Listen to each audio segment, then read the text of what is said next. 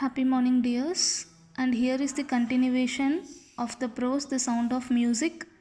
And today we are going to see part 2, The Shehnai of Bismillah Khan. This story is fully based on a legendary musician called Ustad Bismillah Khan and about his journey on music. Before going to this story, just look at the images. They have given you the pictures of some famous musicians with their instruments. Do you know these people? Try to find them. And the last image is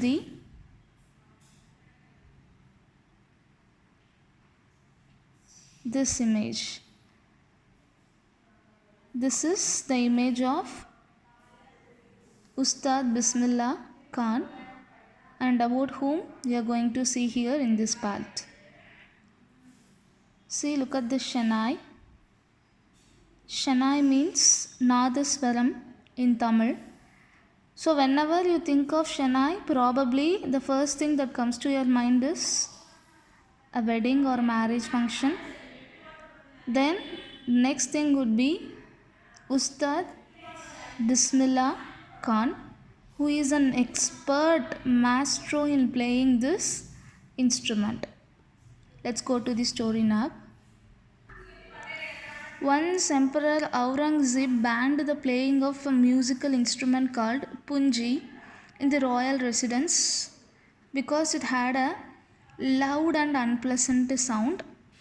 Punji means magudi in Tamil, the instrument played by snake charmers.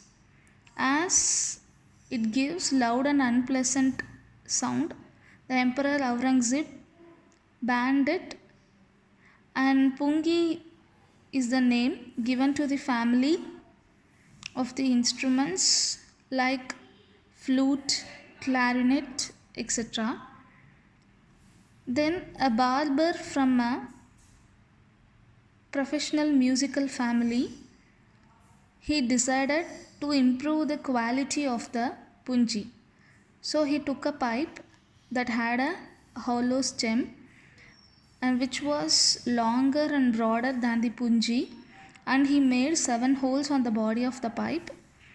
Then he played it by closing and opening some of the holes, and as a result it gave a soft and melodious sounds.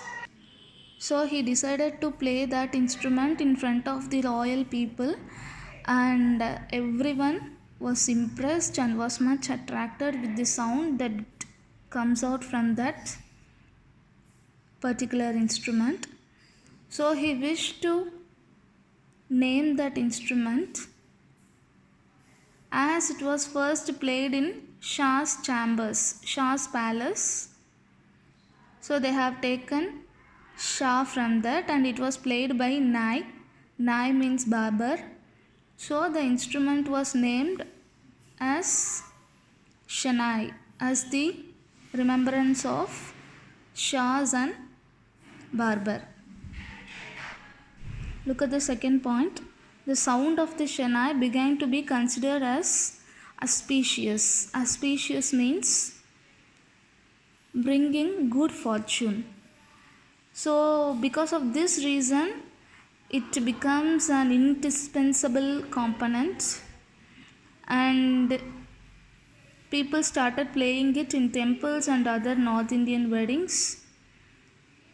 And in the past, the Shehnai was a part of Naubat, or a traditional ensemble of 9 instruments found at the royal courts. Until recently, it was used only in temples and weddings. The credit for bringing this instrument onto the classical stage goes to Ustad Bismillah Khan. So during the past days, it was only played during the wedding and other auspicious occasions, but it was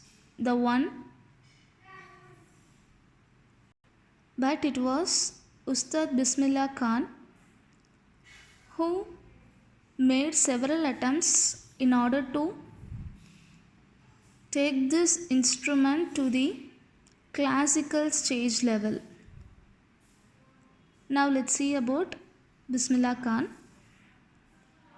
So when Bismillah Khan was 5 years old, he played Gilli Danda, a type of game, near a pond in the ancient estate of Dumran in Bihar. Then he regularly goes to the nearby Bihariji temple in order to sing the Bhojpuri Chaita. Chaita means a type of songs and slogas. And at the end, he can earn a big laddu as a gift from the local Maharaja, which weighs about 1.25 kg. And this happened 80 years ago when he was a little boy, and that little boy has traveled so far that he earned the highest civilian award in India, the Bharat Ratna. This is how Bismillah Khan started his journey. So he was born on March 21st, 1916. He belongs to a well-known family of musicians from Bihar.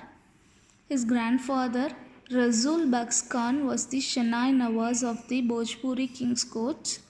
His father, Paigambar Bakhsh, and the other paternal ancestors were also great Shehnai players. Paternal means ancestors of the father. Maternal means ancestors of mother, and paternal means ancestors of father. So he belongs to a musical family.